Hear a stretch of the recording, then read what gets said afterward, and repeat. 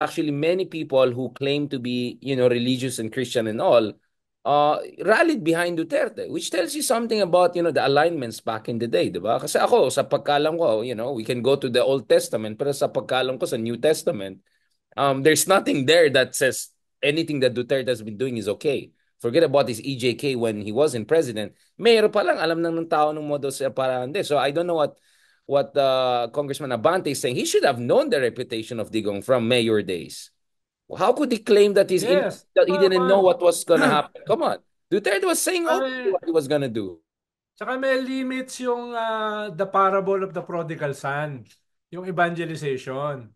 Yung antichrist, hindi pwedeng hindi pwede, walang redemption yon yung antichrist, no? Kaya sabi kasi niya, naaawa daw siya kay Digong dahil matanda na, pagod na, no? Ganun ganon. Ba't ka maaawa dun sa walang hiyang yun? 'Di ba? Ba't ka maaawa dun sa halimaw na yun? Maawa ka doon sa mga Kian de los Santos. 'Di ba? Doon ka maawa. Yung mga bata na ang tawag ni Bato, shit happens. Yung mga collateral damage, mga sanggol, Bastos. na mga bata, na mga lolo't lola, no? Yung tinatawag ni Bato na shit happens. Doon ka maawa. Kaya nga gusto ko, dapat mas dagdagan yung testimony sa quad nitong mga biktima, no? Para makita talaga nila Agree, agree. yung failure ng drug war. Mhm. Pero Kasi alam mo maganda naman yung tayo, hindi sinabi naman ni tayo Abante magkamali. na sorry, medyo nagdi-delay ng konti. Pero tama naman sinabi ni Congressman Abante on, imagine mo, talo pa natin ng Mexico and Colombia dun sa numbers of EJK. So that tells you talaga the scale was really crazy. But Secretary Llamas, Medyo naasar lang ako sa kanya, Big R, nung sinabi niya na kawawa naman daw si Digong. Tapos nung nakikipagbulahan siya. At ikalawa, nung tinawag niya si Sonny Trillanes na unpatriotic for dealing with the ICC. Yun ayan yung na mga naman hindi ko yung mga nagustuhan ano sa mga nila ay statement niya. nga may sabit na. Oh, unpatriotic daw, conniving with the ICC. Huh? Where do those people come from? No? Di ba nila alam na a treaty is part of the law of the land?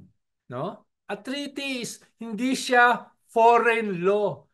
Pag pinirmahan natin ang treaty, yan ay bahagi ng ating judicial system. Kahit umalis na tayo, ang sabi ng Supreme Court unanimously noong December 2021, we are under their May jurisdiction. residual Oh, jurisdiction pa rin, yeah. I don't know. di ba? Baka So, natakot sa hindi mo alam Duterte saan ang trolls. galing sa mga Parang takot siya sa Duterte baka, trolls, di ba? Minention niya yung mga baka, troll. Oh, grabe naman or kayo, yung, grabe. Hello, or, sino kami tinatroll nung Digo? Anong ginagawa or niyo? parang nababawasan siya sa Manila. Dahil siyempre may mga DDS sa Manila, nababawasan yung kanyang numbers. Parang may ganung mga concern to mga to, no? Na baka tamaan sila dahil meron pa ring substantial na mga DDS na pwedeng makabawa sa kanilang boto or makabawa sa mga survey, no? Tingin ko isa 'yun sa pinanggagalingan nito mga to. Kaya u- urong sulong. Urong sulong. Ganda na sana ng kanya eh. 'Di ba? Ang ganda ng kanyang opening. Ang ganda, No? ganda. Ang ganda ng I kanyang was very opening. impressed. Hindi ka pwedeng magmura, hindi ka pwedeng sumigaw, etc. Tapos biglang nag-soften na. Nag-soften na bigla, no? Walk back, walk back. Parang style natin, Ronald, yan, ah. Hindi mo walk back. Parang, hindi namin sinabi At least September ako, 2024. Sinabi lang namin September. Ayan tayo. Yun ang the best na walk at back. least Hindi ako, mo sinabi anong at least year. at least ako hindi ako nagso-soften, no? Napapagalitan lang ako pag nagbabanggit ako ng X-Men, no? Pero hindi ako nagso-soften, no? Okay. Oh, si Ronald. Let Mark Gamboa. Si Mark daw. Parang kahapon sa story ko napagalitan ako, no? Nag Na naman. nagbanggit ako ng walang hiya. Sabi ko, kulang naman ng last letter. Sabi ko kay H. Edling Walang Gao. H. Kulang ng kwan. Oh, kulang ng A. Kaya sabi ko hindi kompleto yung mura, sabi ko. Magpaliwanag ka sa presinto, Sir Ronald. Yung mga ganyan style mo. Uy, ang ganda ng ano nga. Ikaw Ah, nagdala nung yung first episode ng yung yung bunker, ay safe house bunker. Magro-rotate daw tayo doon sa bunker, sa safe house. Magro-rotate daw tayo. Wala na ako doon sa susunod. Si Lord Rivera Ay, na. shucks, ako na lang. Wala na ako sa Sana next magsama next tayo, Wednesday. magro-rotate tayo. Para Si wag, Lord na. Oh. para ikaw Papunta ako nagdala Europe eh. eh. Papunta na ako ng Europe eh. Kaya ikaw na pumalit, no? Sosyal talaga si Sir Oo. Ronaldo, Sir Ronaldo.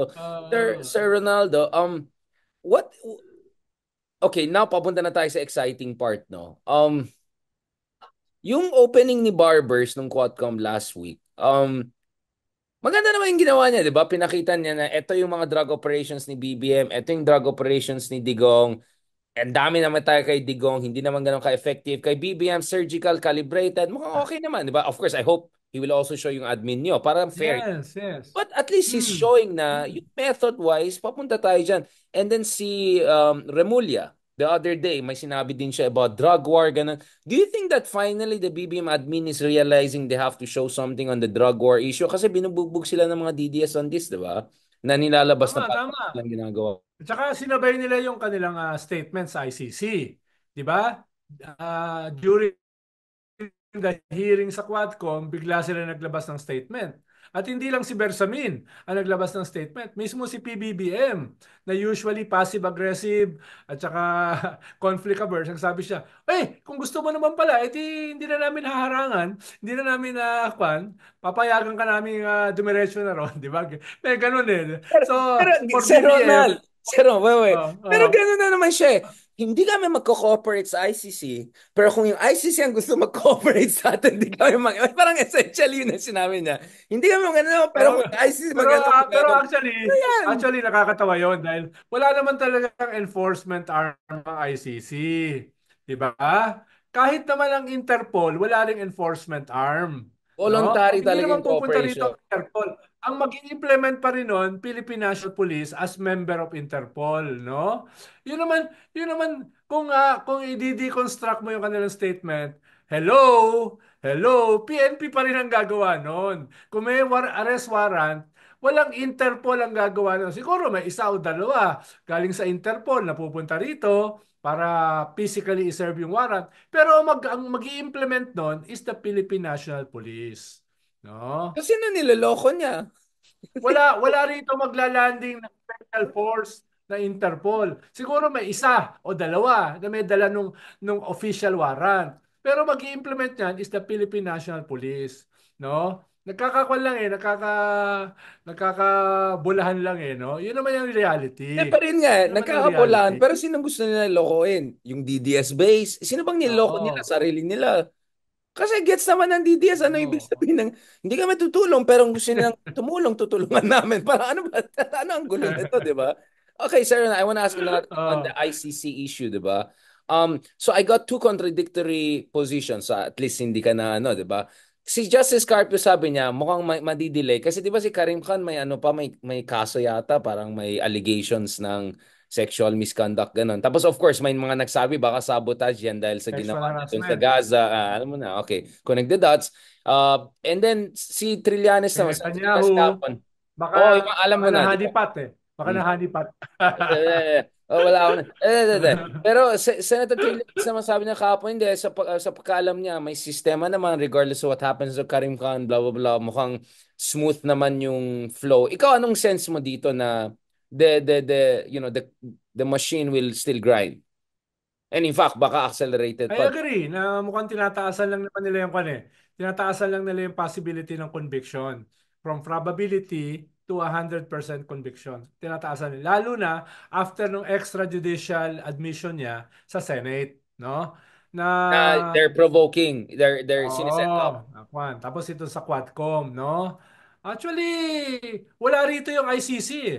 Wala rito eh. Hindi sila nakikinig dito sa Quadcom eh, no? Wala sila rito. Mhm. Hindi Sige lang, totoo sir. yung hindi Wala totoo tayong yung silda. chismis na nandito sila, no? Hindi Sir totoo 'yon, no? Ronald, Oo. may nakita akong dumaan sa likod mo na may... Ayan na naman tayo. Sir Ronald, bago ka Wala sila mag-say, rito, wala sila rito. May bagyo eh, may bagyo eh. oo Wala sila rito, naman. ba't sila Hindi pupunta sila may sanay, bagyo? hindi sila sanay kasi Wala sila sa mga five-star hotel dito. yung hindi sila five-star, Makati ba na hindi? Or yung, ano, yung, Baka global, no? Hmm. kulang na lang. Hindi naman third floor to, di ba? Wala, wala, wala. Pero Chismis lang yan. delikado ka talaga. Di totoo yung chismis na yan. No? Totoo yan. So, yung mga ka-DDS, wag mo na kayo dumaan sa anong hotel. Oo. Baka madakot ako si Tatay Digong nyo dyan. Sir Ronald, Baka, baka mamaya may nagrarally dito sa Global City. Sa mga DPS. Baka mamaya dito yung Duterte Youth nagrarally. kaya nga eh, baka Si si Cardema. Cardema. Oo. Ganyan sila. Seven sila. Oh, Seven lang. yeah, di ba? Tapos, Di ba? magdo-drone ICC shot. out! ICC out! Di ba? Mga ganun sila. Tapos sabi ni Abante, patriotic, mga gano'n. So anyway, um, Mm. ito yung mahalagang tanong na lumabas kahapon sa talk namin ni Senator Trillanes. Ang problema pa rin ni BBM mukhang wala pa rin siyang Ronald Llamas, no? In terms of i-harmonize ang Senate at saka lower house. Kasi eventually, this is not only about Duterte, di ba? The ultimate goal siguro nung kalaban is Sara. To bring down Sara, either impeachment or something else. Anong Tama. basa mo dyan? Kasi Digong is Halimbawa, relevant. during the Quadcom, ito pa yung mga senador, pa-picture-picture pa kay Sara, di ba? During the Quadcom, ha? During the Quadcom, no? Pa-picture-picture pa sila doon sa budget hearing. So, kailangan talaga, kwan naman yan. May panahon pa, may 1.5 months na session na day pa. So, yung half month, pwedeng sa House, tapusin yung impeachment, no? Madali naman sa House eh.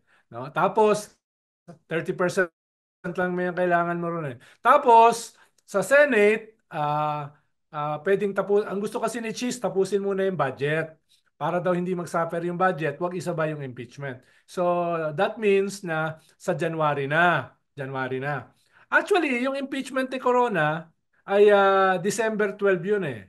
December 12. Nung first week ng Oo nga December, no, oo nga no. oh, December din 'yon nung sinabi ni Pinoy na i-impeach, no? Marami nga nagsabi ay, "Boss, Christmas, Oh, late Pasko, New na. Year." Oh, sabi niya, "Hindi, tuloy. Tuloy." Sabi niya, Staff ako no? nun, di ba? Kaya Sa Congress, naalala ayun, ko. pwedeng mabilisin 'yan. Oo, pero kailangan may mga may mga paratroopers na naglalanding, mayroong mga nagkakajol, may mga nagse-seduce, may mga nagne-negotiate, no? Dapat may mga Richard A. Darian, di ba? Na Parang Ronald Llamas shadow ang narinig boxing. ko eh. Dapat may nagsha-shadow boxing sa kalsada sa Global City, di ba? Dapat may mga ganon. Para Wala hindi yan yung na ICC doon, nawala yung ICC. Oo, hindi yan mangyayari spontaneously. Di ba? Hindi yan mangyayari spontaneously. No? Yung masyadong in-overestimate ang spontaneity. No? Kahit yung spontaneity, kailangan i-organize. No? Kailangan Spontaneous i-organize combustion. mismo yung spontaneity. Oo. Dapat yon, di ba? So, Sir Ronald, sana may isip no, mm. no? Hmm. So what you're saying is that the stars are aligning on this issue? Is that what you're implying here? Wala Oh, naman. Wala. okay naman, even the stars have to be organized, no? To be Ah, aligned. dapat mismo yung mga stars kailangan sumunod. Kung hindi, baka mag-dominate yung black hole, no? Yung antimatter. So, kailangan yung no? Kailangan yung cosmos, no? Yung Yeah. alignment ng mga planets ng cosmos, kailangan yan i-organize, no? Talagang Lord Tornagan, Lord Tornagan.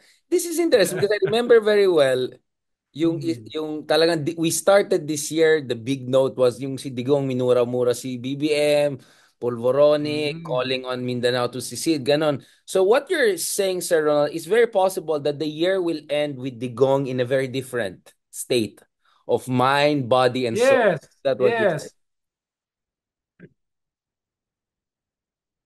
Tatlo kasi yan eh. ICC, impeachment, at saka mga cases in courts. No, mag-uunahan yan.